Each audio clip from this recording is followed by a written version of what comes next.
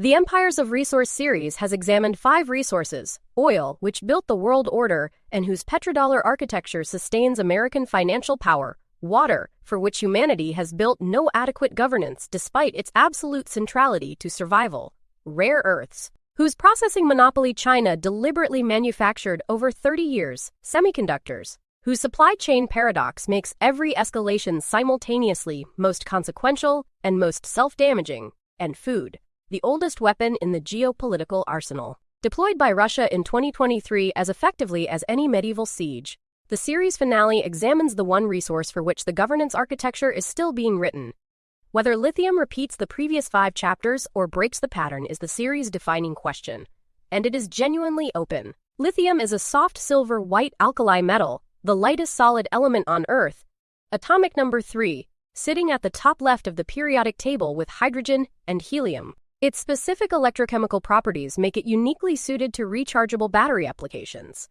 It has the highest electrochemical potential of any element, allowing the storage and release of more energy per unit of weight than any other battery chemistry currently commercially viable. Every electric vehicle battery, every grid-scale energy storage system, every laptop, every smartphone, and every power tool that uses a lithium-ion battery depends on these specific electrochemical properties.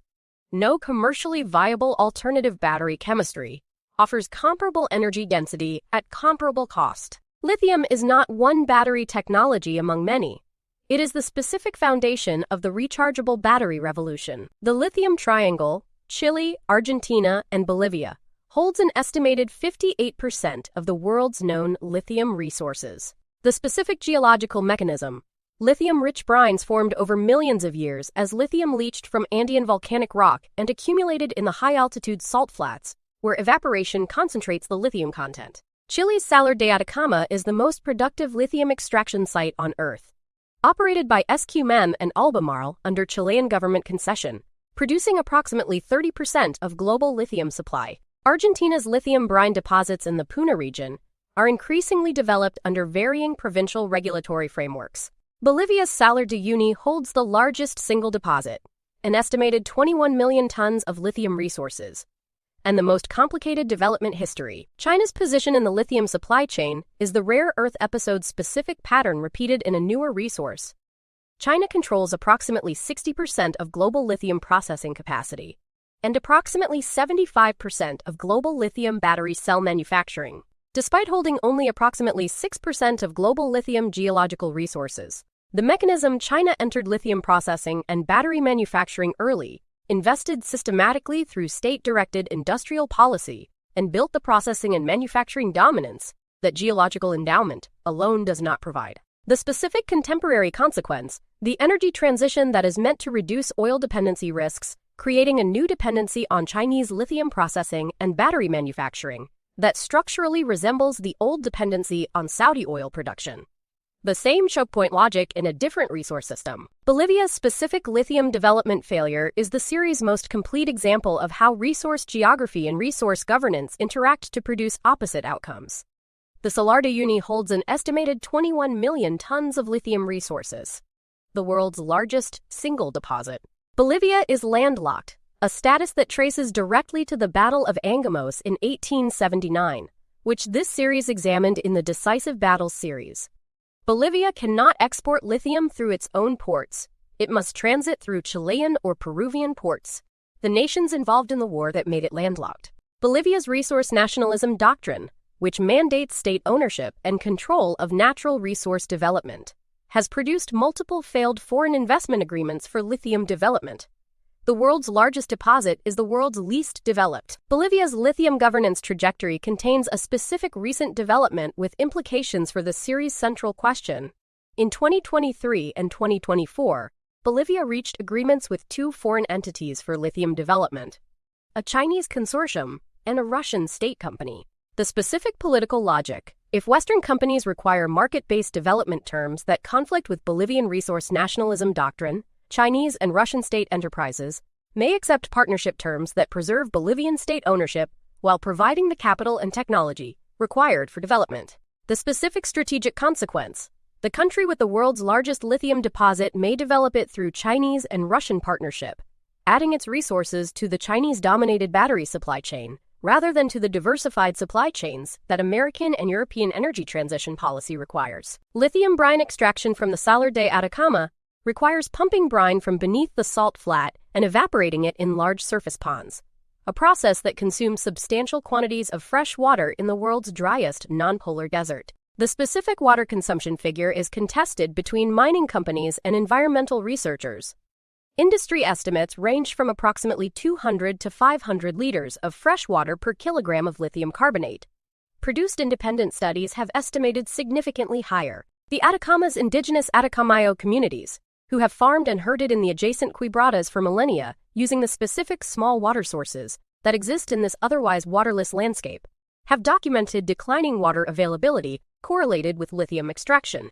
The energy transition's specific environmental cost at its primary extraction site is a freshwater conflict in the world's driest desert. Chile's specific governance response to the Atacama water conflict is the most advanced lithium regulatory experiment in the Lithium Triangle, and the most instructive case study in the series' central question of whether lithium governance can break the pattern. In April 2023, President Gabriel Boric announced a national lithium strategy that would end the direct private concession model, under which SQM and Albemarle had operated with limited state participation, and move toward a model requiring majority state ownership or partnership in all future lithium development.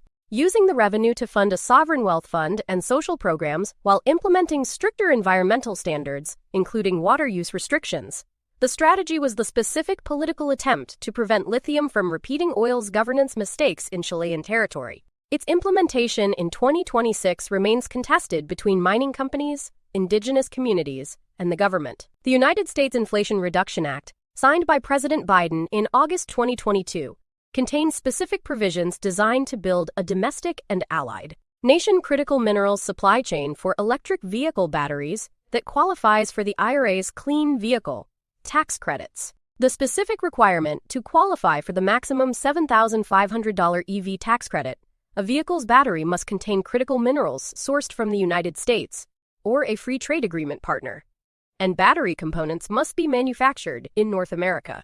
The specific strategic effect: China is excluded from the qualifying supply chain because the United States has no FTA with China.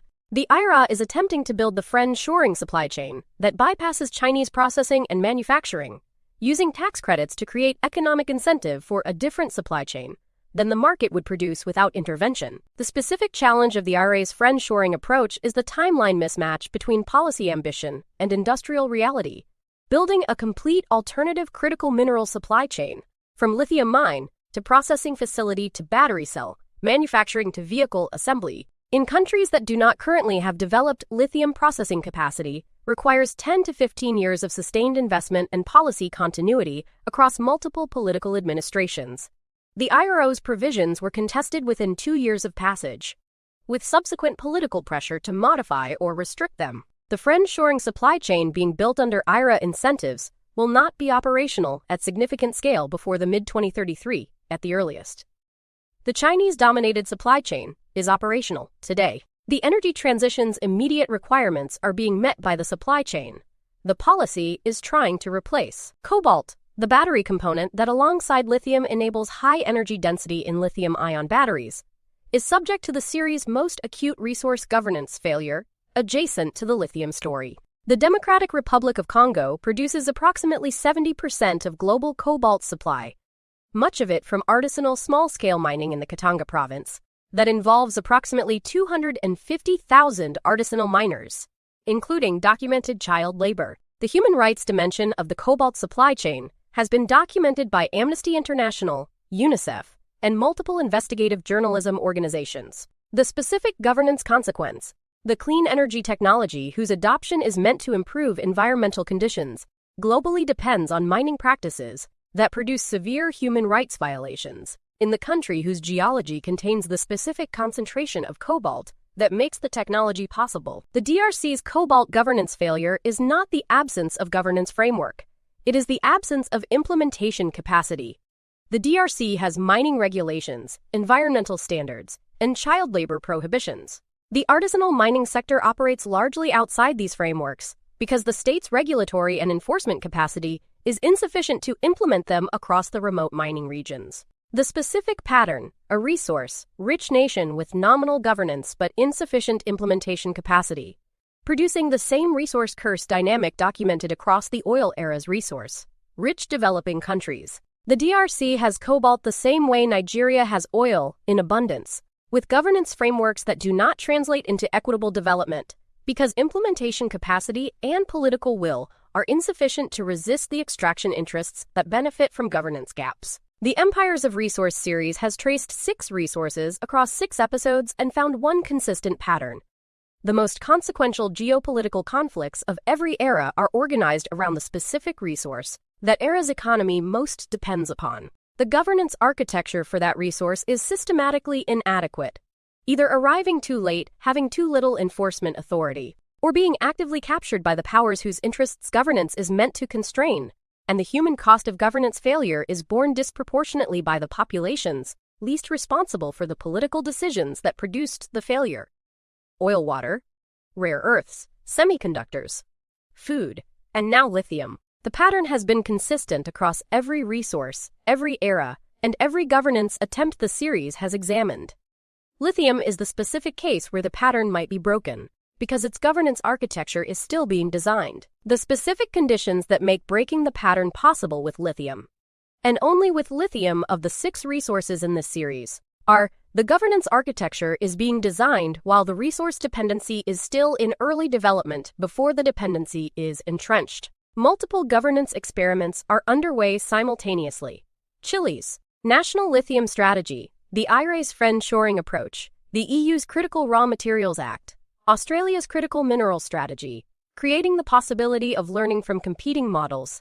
The technology alternatives, sodium-ion batteries, solid-state batteries, lithium-sulfur chemistries, are close enough to commercial viability that the specific lock-in of the lithium-ion dependency may be shorter duration than oil's, and the specific historical record documented in this series provides the specific evidence base that a previous generation of resource policymakers did not have available. The pattern can be learned from. Whether it will be is the question the series leaves open. The Empires of Resource series' complete argument across 6 resources and 6 episodes is this: resource control is not a dimension of geopolitical power. It is geopolitical power expressed through the resource rather than through territory or ideology. Oil built the world order. Water's governance failure is producing the most dangerous transboundary disputes between nuclear-armed states in recorded history. Rare earth processing dominance was deliberately manufactured over 30 years. Semiconductor supply chain interdependence makes every escalation simultaneously most consequential and most self-damaging. Food weaponization is as ancient as conflict and as current as 2023. Lithium governance is the specific open question that determines whether the energy transition reproduces or reforms the pattern. The series is complete. The pattern continues. The governance question remains open. 58% of global lithium resources in 3 countries, 60% Chinese processing, 75% Chinese battery manufacturing. Bolivia's 21 million tons undeveloped. Landlocked since 1879. The Salar de Uyuni's mirror surface above the world's largest single deposit. The Atacama's freshwater conflict between the energy transition and the communities who have lived there for millennia. Chile's national lithium strategy. The IRO's friend-shoring ambition. The DRC's cobalt and the artisanal miners. The governance architecture still being written. The pattern documented in 6 resources over 6 episodes. The question left open: will the 21st century learn from the resource governance failures of the 20th? The Empires of Resource series is complete. History in Progress continues. New series, new episodes, the same commitment to the specific documented, honest examination of the forces shaping the world you live in and the world your children will inherit. Subscribe to the channel and turn on notifications, because the story doesn't end here. It evolves. The lithium is in the salt flat. The battery is in the car. The governance is in the meeting room. The pattern is in the history. The question is open. The series continues from here.